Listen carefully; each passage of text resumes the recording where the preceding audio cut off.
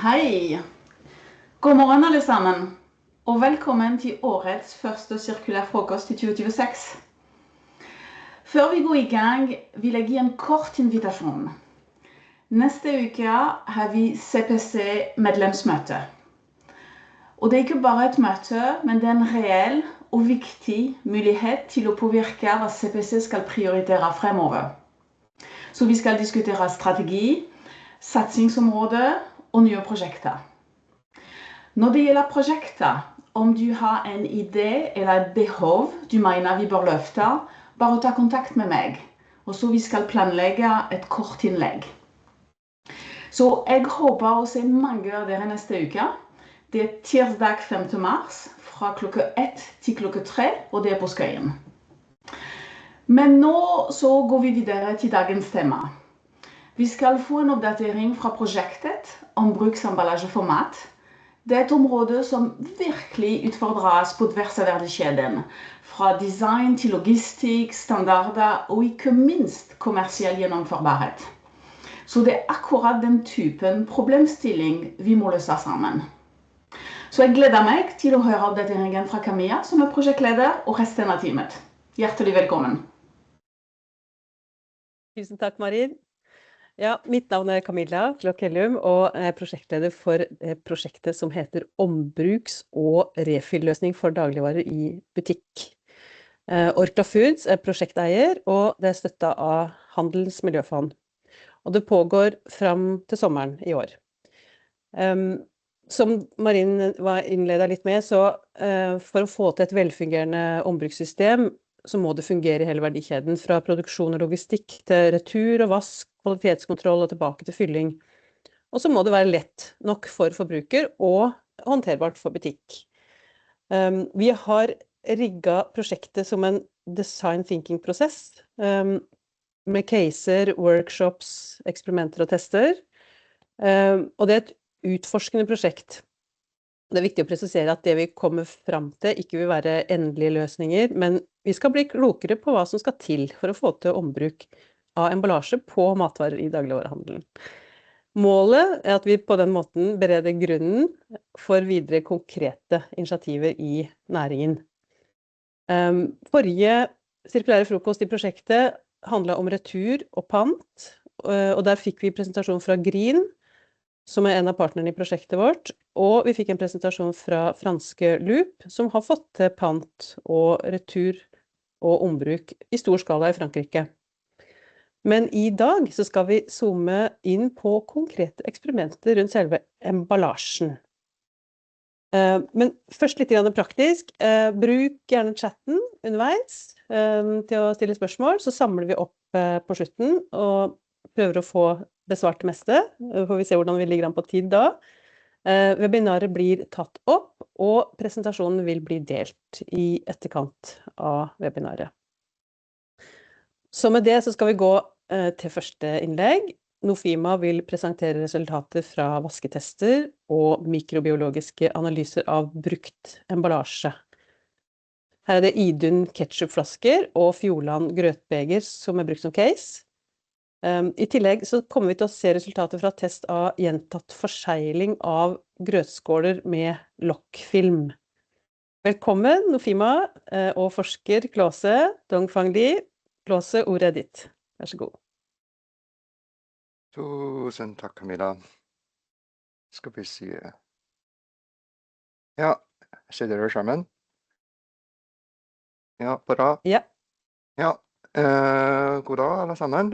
Takk for at dere er med. Jeg heter Klause, forsker i Nofima. Jeg jobber med matemballasje.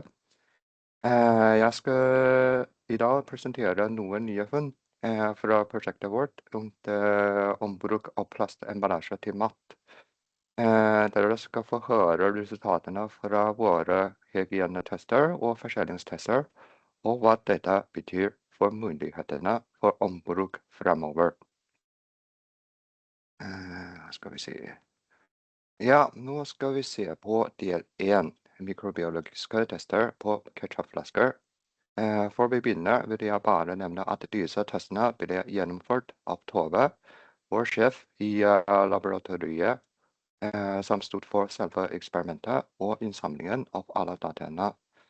Resultatene ble deretter tolket av vår seniorforsker Even, som vår ekspert på dette området. I dag skal jeg presentere hovedfunnene på et overordnet nivå. Hvis dere etterpå ønsker en mer detaljert og teknisk forklaring av resultatene, så Even her i dag, som kan svare på alle de mer spesifikke spørsmålene dere måtte ha.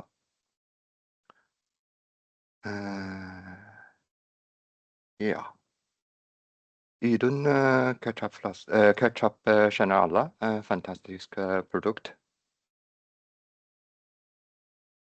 Fikk ikke selve eksperimentet til. Vi analyserte 5 sett med flasker og kokker som kom direkte fra forbrukerne, og 5 sett fra sorteringsanlegget. Hvert sett blir testet i 3 forskjellige scenarier. Uten kylling eller vask, altså slik de kom til oss. Etter kylling i kaldvann, ingen vask. Og til slutt, etter ordentlig vask i oppvaskemaskin. Og vi testet for 3 grupper mikroorganismer, totalt antall bakterier, mugg og gjær. Bakterier kan forårsake matforgiftning.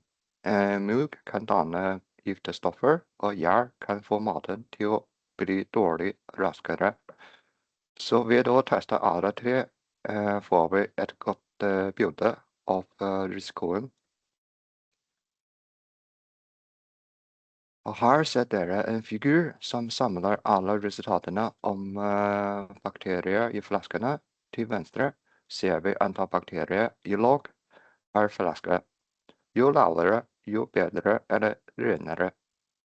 For eksempel, 2 betyr 100 bakterier per flaske, mens 6 betyr 1 million bakterier per flaske. Vi har satt inn en rød linje i figuren. Denne linjen representerer deteksjonsgrensen. Egentlig må alle flasker som skal brukes om, være like rene som de nye. De skal komme ned på dette nivået etter vask. Når vi ser på figuren, ser vi at flaskene fra forbrukerne kommer seg ned og nærmer seg den røde linjen. Dette er bra, men flaskene fra sorteringsanlegget ligger mange av dem over den røde linjen. Vi når ikke helt frem til målet vårt som ny renhet. La oss gå gjennom resultatene for flaskene gruppe for gruppe. For flasker fra forbrukerne for kylling var det lavt med bakterier og sopp. Interessant nok så vi at etter kylling i kaldvann økte antall bakterier litt. Dette skyldes trolig at kyllingen frigjør bakterier som satt fast.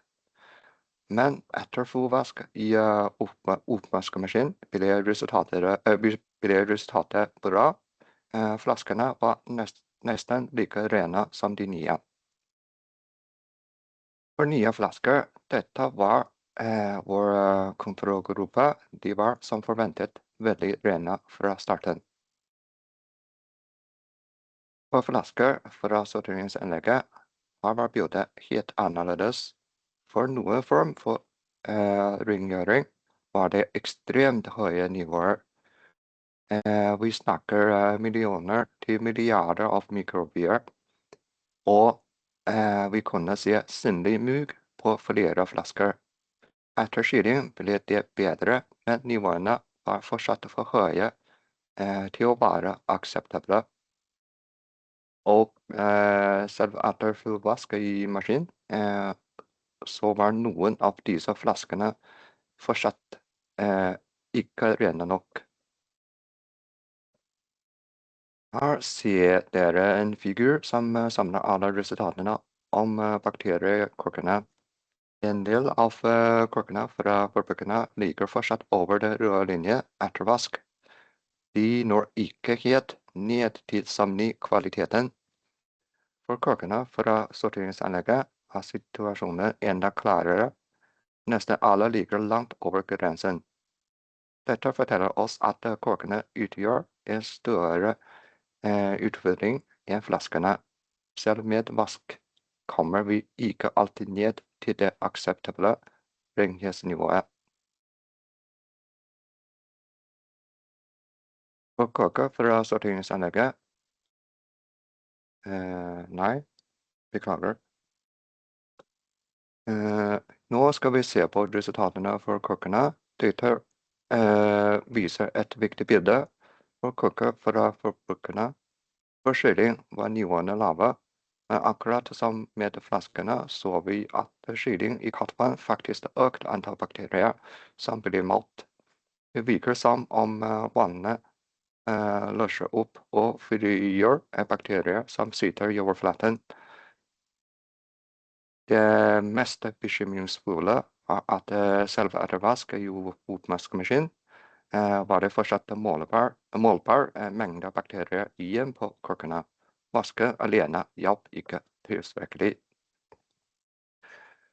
For nye korker, disse var som forventet rene fra start til slutt. For korker fra sorteringsanlegget var situasjonen enda mer tydelig. De startet med ekstremt høye nivåer. Etter skylling var det fortsatt millionvis av bakterier igjen. Og selv etter maskinvask var nivåene for høye på mange av korkene. Basert på alt vi har sett, kan vi trekke noen konklusjoner for flaskene. Resultatene viser at hvor ren en flaske blir avhengig veldig av hvor skitten den var fra starten.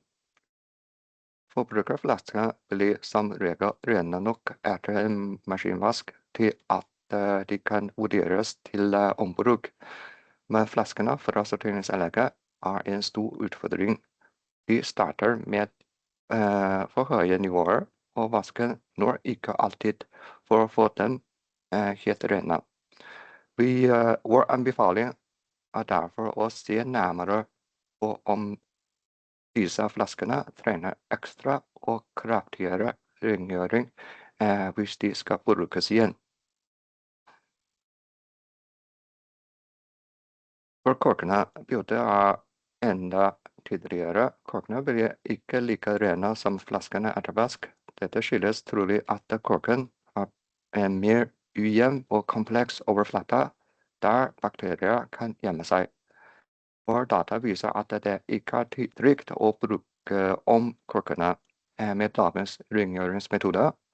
Vår anbefaling derfor å vurdere helt andre løsninger for korkene, som for eksempel å alltid bruke en ny kork, eller innføre en helt spesiell rengjøringsprosess, eller nye korker med nye design, som gjør rengjøring mer effektiv.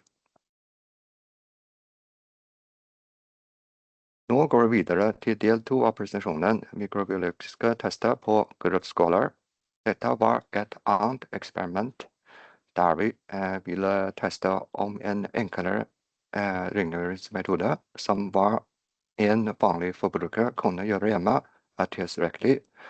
Vi undersøkte om det å bare skylle skålen og så la den tørke i flere dager var nok til å sikre at den var trygg å bruke igjen.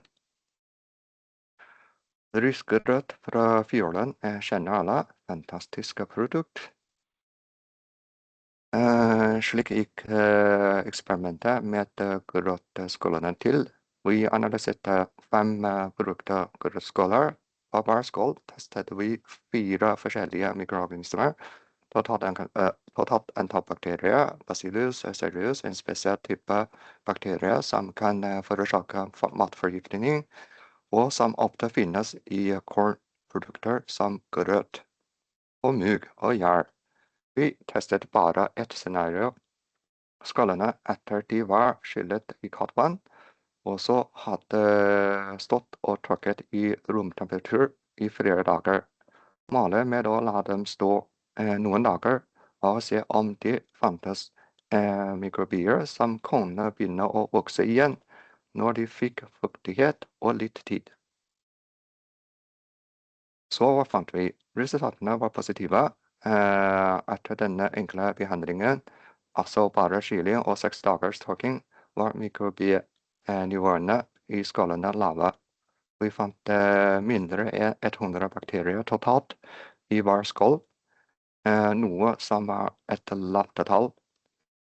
Videre fant vi ingen av den spesifikke matforgiftningsbakterien Bacillus cereus, og nivåene av både mugg og gjær var så lave at de ikke kunne måles med metodene våre. Dette forteller oss at den enkle metoden som mange bruker hjemme, å skyle og la tørke, faktisk fungerer bra for å holde mikrobionivåene nede på grøtskåler. Men for å være på den sikre siden må vi kanskje vurdere om det finnes enkle ekstra steg for å oppnå optimal sikkerhet hvis skålene skal brukes om systematisk. Til sammen forteller resultatene våre oss 2 viktige ting. For ketchupflasker, ombruk mulig, men vi må være selektive. Flasker fra forbrukerne skal vaskes, mens flasker fra sorteringsanlegget trenger ekstra oppmerksomhet. Korkene nok utfordringen. De blir ikke rene nok med dagens rengjøringsmetode. For grøtskåler, den enkle husholdningsmetoden med kyling og tørking ser ut til å fungere. Dette gir oss et godt grunnlag for å ta sikre og bærekraftige beslutninger om ombruk. Nå går vi videre til del 3 av presentasjonen, forskjellingstester på grøtskåler. For vi begynner vil jeg bare nevne at disse testene ble gjennomført av vår senior-ingeniør Magnhild, som vår ekspert på pakkeforsøk og testing og stod for selve eksperimentet. Igjen, fantastisk produkt. Da skal jeg fortelle litt om forskjellingstester som vi gjorde på grøtskålene. Vi fikk 5 helt nye skåler fra fjorden, og testet hvor godt de lot seg forskjelle med 2 forskjellige formsett i skålpakken vår.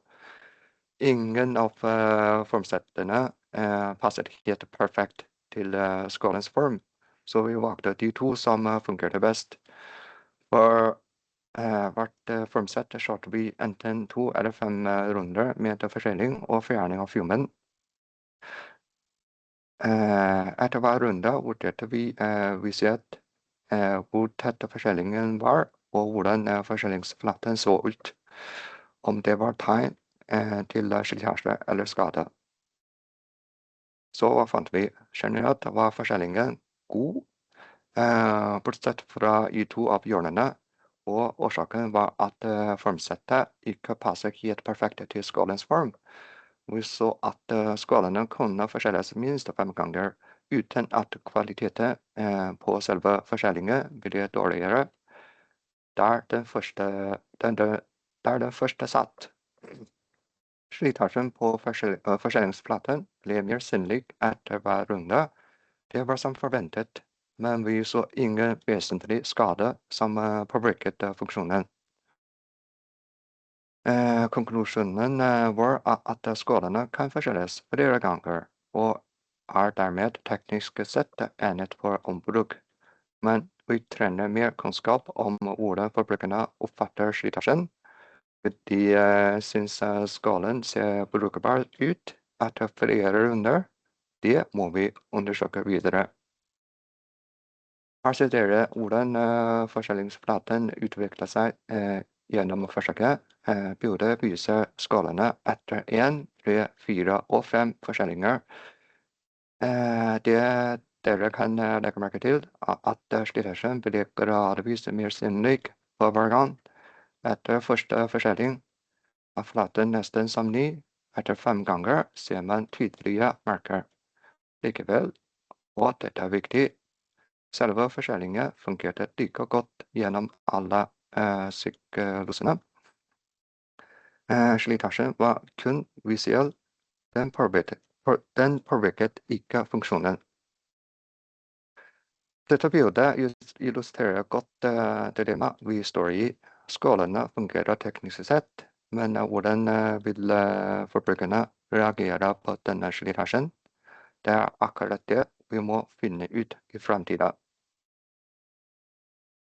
Til slutt vil jeg si takk til kollegene mine, Tove, Even og Magnhild, som har bidratt mye i dette prosjektet, og en stor takk til alle prosjektpartnerne for godt samarbeid, og for den støtten de har gitt oss i dette prosjektet.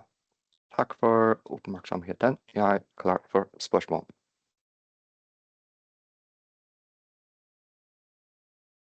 Tusen takk, Lasse.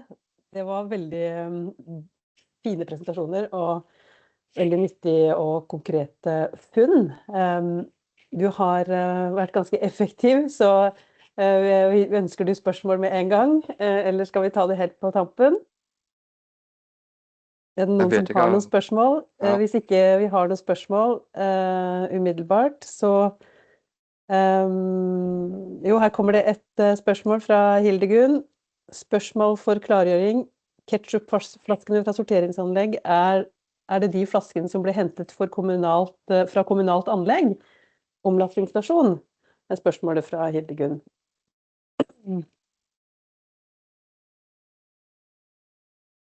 Og det er vel riktig. Det er vel riktig. Det er de som kommer rett fra avfallsanlegget. Jeg mener det er riktig. Du kan tenke litt på det, så kan vi gå videre til neste presentasjon, og så tar vi en oppsummerende runde på slutten på spørsmål. Og nå skal jeg switche til engelsk. The topic now is design for reuse and what requirements packaging must meet to work in a circular system through logistics, washing, handling in store and at home. I'm happy to welcome Sam Langerak, Senior Product Developer, and Song Su, Senior Industrial Designer from Zonic, which is our partner in this project. Over to you, Sam and Song. Thank you very much. Let me share my screen with you, because also we have a presentation. Yeah, so my Norwegian is not that great yet, working on it, so we will do it in English. Hope that's okay for everybody. And if you have any questions, just put them in the notes, and then we go through them. It's a lot to tell in not so much time, so we will quickly go through it. So first, we already introduced, so I'm Sam, Senior Product Developer, and Song is also in this meeting. And with difficult questions, I might ask him for some help. And we both work for Zonic Design Production. And we as a company, we're a product development company, we produce and develop products. And that's a huge variety of products, consumer products for experience, convenience in the healthcare sector, industrial efficiency, but more important for this project, we have experience in food containers, like lunch boxes and drinking bottles. We have experience in packaging, but we also worked on reusable packaging. So that was all relevant for this. And then CPC came to us with the question to develop some guidelines for reusable packaging. So that's what we did. We used the work done previously by CPC. We had workshops with Orkla and Fjordland to get more information. We did some research. And that we turned into design guidelines, and that's what we will present to you today. So after this presentation, hopefully you get inspired, have some ideas on how to incorporate these ideas into your own packaging, and you have a practical step forward towards reusability and circularity. So during the presentation, we have a couple of topics. First, we quickly look at the packaging life cycle. After that, we dive into the guidelines, then the case study we did, and then some final thoughts we will discuss as well. So the packaging life cycle. Currently, we are in a linear economy, so that means that we start in the production, where the product is filled, goes to distribution, it goes to the store on the shelf, in the basket, and then to the consumer at home, where it will be used. and then thrown away. But that's something we want, of course, to prevent. We don't like throwing away products. So we want to reuse it. Then you have the Ellen MacArthur Foundation defined 4 business models on how we can go towards a circular economy. For this project, the scope was to return on the go. So that means that the consumer will bring back the packaging to a drop-off point where it will be cleaned and then redistributed, much like the current pen system. So that means that we don't have a linear, but now it's circular economy. And then from the consumer, the product goes towards a collection point. And from there, it will end up in production, but there are a couple of steps between collecting and going towards a new production. So in the collection system, there's a lot of different packages, all with labels and lids and everything on there. And to properly clean the packaging, you need to get the lids off the packaging to make sure you can reach all sides. So you need to separate the packages. Then also, there are some packages which might be cracked or broken or have scratches. You don't want to end up in another cycle. So you need to filter those out. And you also need to look at how, if the packaging can still fulfill its function. So a lot of packaging fulfill a function of creating a barrier between the food and oxygen, for instance, to guarantee shelf life. Also very important for food packaging is that it doesn't migrate any harmful chemicals into the food. However, materials degrade over time. So it's important that we know how old is the packages, how often is it reused. So we need some traceability on the individual packages, and all of this we need to do in a quality control. And then in the end, I assume that each production only wants its own packaging bag. Putting risgrut in a ketchup bottle will be a bit difficult. So everything needs to be sorted and shipped to the right location. So for now, and cleaning needs to be done.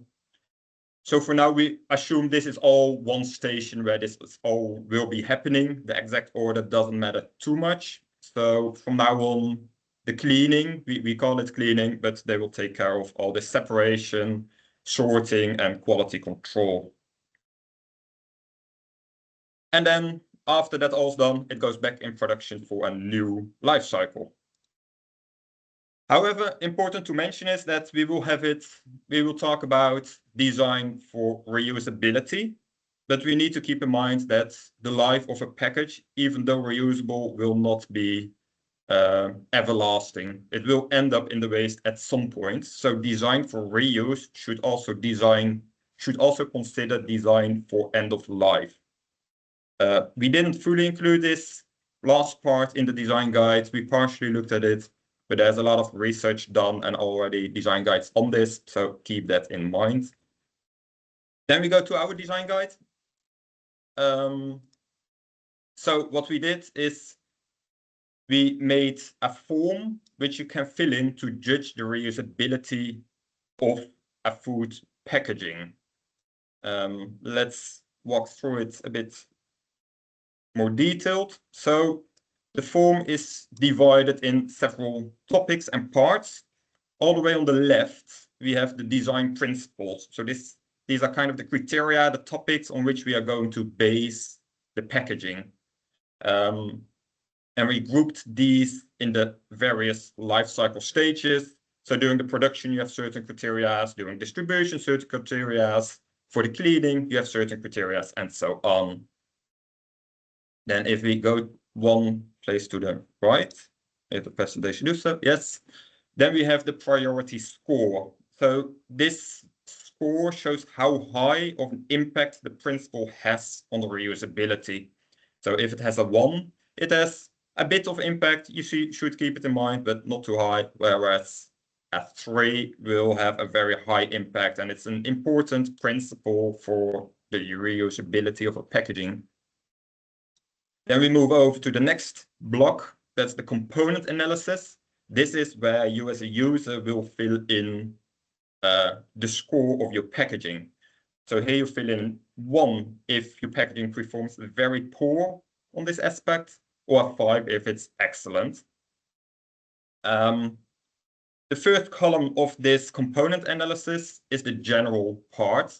So this is the part where you have the complete assembly of your packaging, including lid, including main body, including sealing, including label. That all together, that is this space to fill it in. Then we have a second block. This is, if you look at the individual parts, every part that is reusable can be filled in here. And then the next part is every part which is disposable, because quite often labels will, for instance, be disposable. You can fill in here. Then if you fill that in, we come to the reusability score. This is a score that pops up that shows how well your packaging performs on that specific principle. So if that pops up as 0, then that's good, no change. However, if a 3 pops up, then it's important that you look at this score and see if you can improve this to improve the reusability. And then in the end, because probably some 3s will pop up and you will probably need some improvements, this is a place where you can see how can I improve this specific principle and write some comments what you can do here. So let's have a closer look at the design principles to give an idea about which principles there are. There's not enough time to look at them all, so we highlighted a couple of them. So let's first look at 2 of the retail stage. So during retail, the consumer comes to the shop and it wants to buy a packaging. At that point, it needs to be clear that it is a reusable packaging. So the clear identification of reusable packaging at the point of sales. Good communication to the consumer is crucial to manage expectations and make the system work optimal. If the user does not know it's a reusable packaging, it will end up in the waste, and that's something we want to prevent. Also, having a reusable packaging is nowadays, now it's a unique selling point. So if a user can buy a reusable packaging, it should be clear that he can make them buy your reusable packaging. Then the second topic is we want to shape the shape to be designed for long-term relevance and prioritize the brand identity through label. So reusable packaging, you hope to use that for quite a long time. But you want your packaging also to stand out and have a relevant appearance in the shop. It shouldn't get outdated too fast. So if you swap after 2 years, because your packaging becomes outdated, then you need to throw away a lot of packages. So that's why we advise to keep the shape as simple, minimalistic, timeless as possible, and have all the identity you want to convey in your packaging through the labeling, because the labeling can easily be swapped and updated towards the newest trends over and over again. Then we are going to look at the next topics, a couple of topics from the consumer. The first one is that reusable packaging needs to handle more abuse than single-use packaging. So you probably will use more material. You probably will make the packaging more sturdy. And because it's used more often, it's okay to do that. And it's okay if the packaging is a bit more expensive. And this also opens up opportunities how you can add value, why a consumer wants this packaging and not a single-use throwaway packaging besides it. And late in the presentation, we have an interesting example of this one. So I will continue to the next one. And we want to encourage rinsing after use. If food is left a long time on a packaging or on your plate and you don't rinse it after use, you notice that it will get stuck on it quite badly. And that makes it harder for the cleaning stage to get it completely clean. So for a longer lifetime of the packaging, this is something we want to encourage the user to do. Then we go to another stage, the last stage. We will highlight 2 topics two topics about is the cleaning stage. The first one to highlight is the line of sight spray access. So for cleaning, you want to have a spray being able to reach as much points as possible, because that's where you can get the most power in cleaning. So it's very important that you can see every part of the packaging. And there are a couple of sub principles. So no deep undercut, line pockets, or a very deep narrow shape. Those are very hard to reach with a jet, with a spray. Then the next one is so it will be cleaned. That is very different than single-use packaging. So it needs to withstand the temperatures, the pressure, and the detergents used in the cleaning. This is slightly dependent on the exact cleaning facility, but in general, cleaning facilities go from 60 to 90 degrees with a pressure of 15 to 25 psi. So for the material, we want to look at heat deflection temperatures above 90 degrees under a light load. And these were a couple of principles highlighted. So all these principles we used in the case study. We did a case study, just like in the previous presentation, on the Eden ketchup and the Riesgrut from Fjordland. Before we go into the recommendations, it's important to note that all of these are suggestions, and that we do a suggestion doesn't mean the packaging is bad. There's a lot of reasons why, a lot of more topics to consider when you develop a packaging than only reusability. Our suggestions are based on guidelines, and there are also good reasons not to adhere to guidelines. They're guidelines, they're not rules. So let's start with the Eden ketchup. We had our form, the design guide, empty, and we started filling it in, putting numbers on every empty spot we need to fill in. That resulted in our priority scores, and then we added some ideas on how to improve it. Let's have a close look at our ideas. So this is the current packaging. The cross-section looks like this, and then the first improvement we want to suggest is reduce all the sharp edges. So sharp edges are easy for dirt and old food to get stuck in, and it's hard to clean. So that's why we suggest to reduce sharp edges. The second suggestion is to make the opening larger. So making the opening larger improves the line of sight access we just talked about. This helps with the cleanability, but also with quality control, because now you can more easily look inside the packaging. And an additional benefit would be that probably you can reduce the weight of both the bottle and cap with this. Then we have the next suggestion is we want to minimize the number of loose parts. That's beneficial for both recycling and for reuse. For now, we assumed the head and the lid are not reusable, but we suggest to attach them together for better recyclability.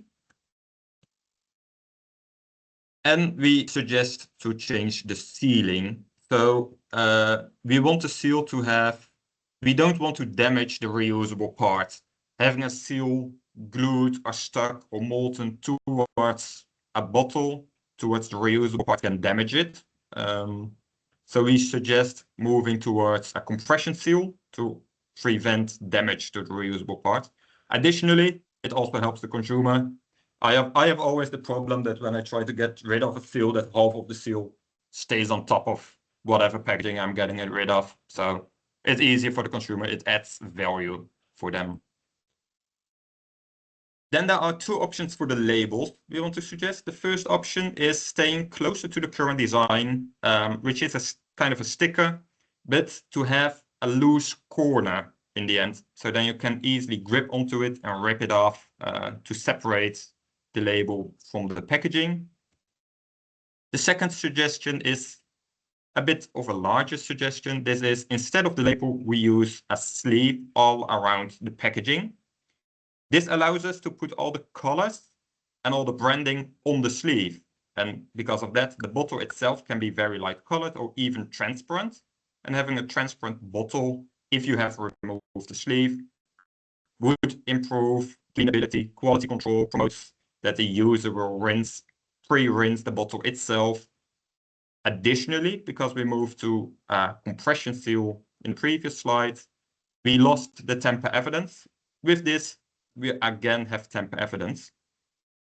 So it has some nice benefits. It also has some downside. It's more material, more single-use material, and that's a compromise which might be useful. Then we go to the next suggestion. So a single reusable packaging will be transported much more than a single-use packaging. So the efficiency and ease of transport becomes more important.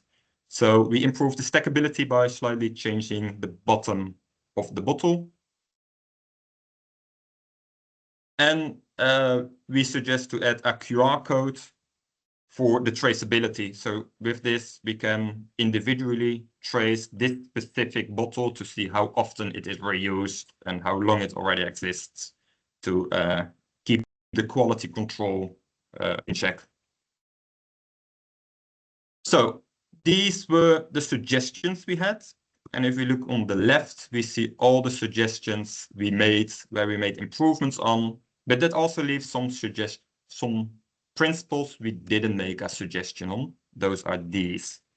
If we filter away the zeros, because those don't need a change, and the ones which are not as important to change, we are left with these topics. So the ones with the arrow, those require a change in the labeling, just different graphics on there to explain something. We didn't include it in this case. There are the arrows which require further research, so that's for next step. These 2 threes are worth highlighting. This is that you shouldn't have blind pockets and not a deep, narrow shape. Yeah, we have a bottle here. I think if you look up the definition on Google, it probably says a bottle is a deep, narrow shape. So that's difficult to improve that one while sticking to a bottle. So that's something we take for granted for now. So that was our suggestion for the tomato ketchup. We did something similar for Fjordland Risgrut. We filled in the design guide, got the priority score, and had some suggestions. So we also walked through those. Our first suggestion is decreasing the size of the edge. So the edge takes up some space. By reducing the size, you reduce the amount of material, and it makes it easier to transport more efficiently. Our second suggestion is make the shape circular. A circular shape is more rigid, more sturdy than the old shape. Additionally, it's more simplistic and timeless design, so it will stay relevant for longer, and we can reuse this more often.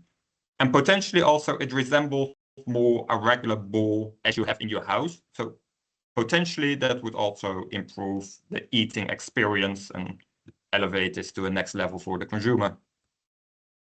Then some more detailed suggestions. So we suggest to deburr and reduce all the sharp edges. Sharp edges is placed for food restovers to hide. For cleanability, we want those sharp edges to be gone. And we suggest also the outside edge to round that over, make it a bit softer. Because during transport, you don't want it to damage any other containers. And a round edge is less likely to do that than a sharp edge. Another detail also in that edge, all the way in the outer edge, there's a small corner again, a second edge. This adds rigidity, so we don't want to take it away, but it prevents self-draining. Due to that, there's no position of this container where all the water can just run out it after cleaning. So we suggest just changing the angle of that edge slightly, so we have an angle at which the container is self-draining. And we also suggest just increasing the wall thickness a tiny bit to make it more sturdy, more robust, improve the quality feel of the product. So people really feel, this is a more quality product, let's reuse it. The downside is it uses more material again, but if that prolongs the lifetime of a product, it might be worthwhile to do it. So here we also have a bit of a bigger suggestion. So we suggest getting rid of the single-use seal on top and swap to a lid. So we want to make a transparent lid you can screw on using a silicone seal. This makes the product feel like a higher quality. Instead of a rip-off cheap seal, you really have a product in your hand. Additionally, this can also help with the usability. So currently in the design, you need to rip off a part of the corner, then put it in the microwave. With this, we can look at having a quarter turn lid where you have the microwave position, so to say, so you don't have to tear off half of the lid. And yeah. Again, here we have a downside. It requires more material. And another downside is now we have a lid that decreases the need for rinsing at home, because you can put the lid on, you don't smell any nasty fume. So that's a downside. However, if we make the lid transparent, you can see inside, so that compensates a little bit for it. If we go to the next, the current design has a paper sleeve all around the packaging, quite a big part of it. We suggest decreasing that in size and only have it around the lid to reduce the amount of single-use waste material. Again, adding a QR code for traceability, we also talked about in the ketchup bottle. And then this one, I like this one. We suggest to add some ribs at the bottom of the box. This increases sturdiness, but it can also add value, what we talked about previously. So because of these ribs, they can act as kind of an isolator between you and the hot food. So if you put it on your lap, you don't burn yourself that easily. So this has an additional value over a single-use packaging. Again, the downside, slightly more material. Yeah. Then all these suggestions together, let's see what that results into. On the left side, again, all the topics we discussed. The topics we didn't discuss, again, getting rid of the zeros and ones, leaving a couple over. And the same with the ketchup, these require further research, or it is something we need to convey on the label, having a graphic on the label. Then some final thoughts. These thoughts a bit more on a system perspective. We now really dove very deep into reusability of our packaging. So what we now did, we had the life cycle of reusable packaging. We made a design guide. We filled that design guide in, and we presented some suggestions. We think ourselves that it's quite a clear systematic approach into improving the packaging, and it really resulted in some useful and interesting discussions. It doesn't replace a designer. You still need to think for yourself, obviously. But we think it's a helpful tool. But if we look at a more broad perspective, if we look at the supply chain, there's still a lot of waste left. So we decrease the waste of the primary packaging. But what if we create a complete circular supply loop as well? So we should also take into account the secondary and the tertiary packaging. And that can be its own small packaging loop from production, distribution, retail, and then the retail, probably the collection machine is as well. So that can be used to then bring the empty packages to cleaning and then back to production. A second challenge there is that the small parts are hard for individual traceability. There's no place to fit a QR code or RFID chip on there.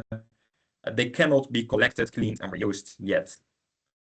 So what if we make the consumer want to keep the small parts?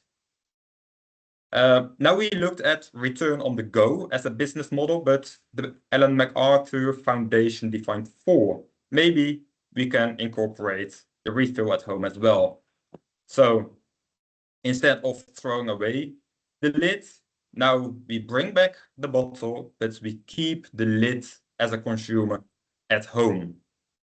This would mean that in the retail, we have the regular bottles, but we also have a minimized bottle without the lid. So then the user can buy the minimized SKU and use the lid he or she kept at home. Then a third challenge is we are moving from a linear towards a circular economy, and that requires changes, and changes are very hard. I'm not sure how many people still are doing their New Year's resolutions, but most of the people stop by now. But we need this to stick with the consumer. So what if we make reuse interactive, intuitive, and fun? We can engage the user into the reuse economy. So each package already has some traceability on it. What if the user can access that information so they can see how often the package is reused? We can also use this in a more broader system that we can create more awareness. We can educate the user. We can share more information about proper handling, and we can bring it to a next level where we gamify this. That you can get a dashboard and then you can get points or a score about how often you reuse packaging or how good you handle it. And maybe you can combine it with rewards. This system also gives the opportunity to collect data from the user. You get a lot of information about this. And this is something you as companies can use to improve all your products and services.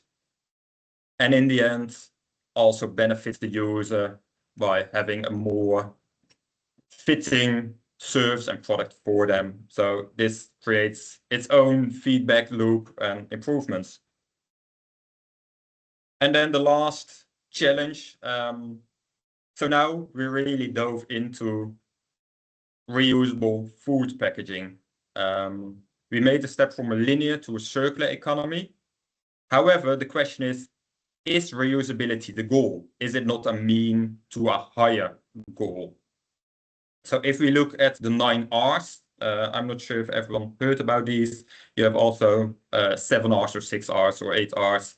We have here the 9 R's about going from linear to a circular economy. We started with recycling, which is all the way on the bottom. We now made a step up to reuse. That's quite a big step up to the second group. So that's very good. But there's still a group above we need to think about. So it seems that reuse is not the goal, but it is a nice step forward.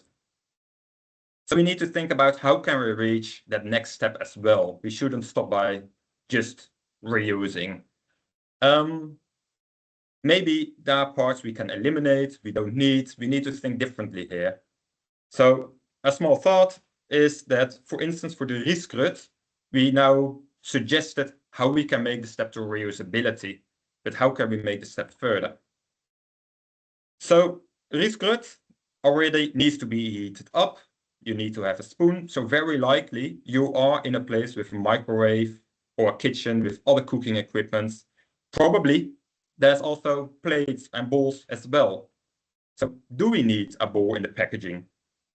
Why not replace the carton, the bowl, and the ceiling film with a bag, so that we can get rid of a lot of parts and just get back to the basic, to what we need, and minimize it. So yeah, the question is reuse the goal? It's a very nice step, but we shouldn't stop there.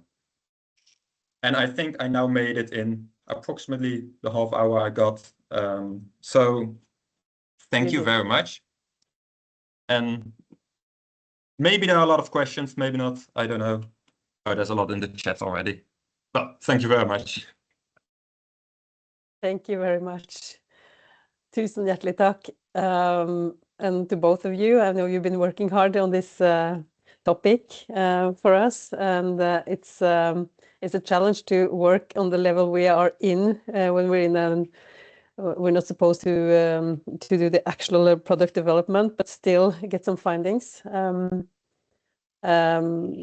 Jeg går over til norsk nå. Jeg håper at denne presentasjonen gjør design for ombruk mer håndterlig, og konkret med de verktøyene som dere har foreslått i bunnen. At det kan være praktisk for flere å sette seg inn i. Ellers så har vi et par spørsmål, og det står 2 spørsmål i chatten, Sam. Ser du det? Vil du lese det og besvare det? Yes, I can do that. Let me see where the first question is in the chat. A lot of questions. Question to Sam. Okay, I guess that's to me. Your adjustment of the bottom to improve stackability, will this not create new complex corners which you just wished to reduce? How important is it to stack bottles? It makes sense for a bowl tray pot as you reduce the volume a lot. It's not the case for the bottle. Very good point. That is indeed a important question we also asked ourselves. In case of a bottle, you could say it's less important. It makes transport more stable. Does it add much? Yeah, not too much. It's mainly to illustrate what you could do. It's always a bit looking what has the highest priority in what you are doing here. And this is indeed one you need to think about how you exactly will do that. I see a next question. I hope this answered the question, by the way.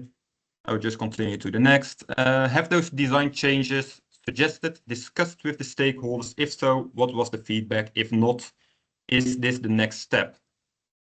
So for now, the design changes are not discussed yet fully. These are just suggestions, and as I already said in the presentation, that doesn't mean that this is fulfills all functions. Reusability is not the only requirement you need to use to design food packaging. So we are indeed open to discuss this with the stakeholders and want to do that. But that doesn't mean that we will incorporate these changes in the bottles. Yeah, because as I said, that's more to keep in mind than only this. Vi kan jo legge til at det utforskende arbeidet er gjort sammen med partnerne i prosjektet, som er Fjordland og Orkla Foods. Så utforskningen gjør vi jo sammen for å lære. Jeg har bare lyst til å legge til en liten tilleggsting til Johannes der, fordi det med den stablingen i bunnen, det er jo også en ting man måtte ha testet mer, og også antagelig fått Nofima til å se nærmere på i forhold til det med rengjøring, vil jeg anta. Jeg ser Klosse nikker. Ja, absolutt. Ja. Just want to add something. Yeah. We really want this.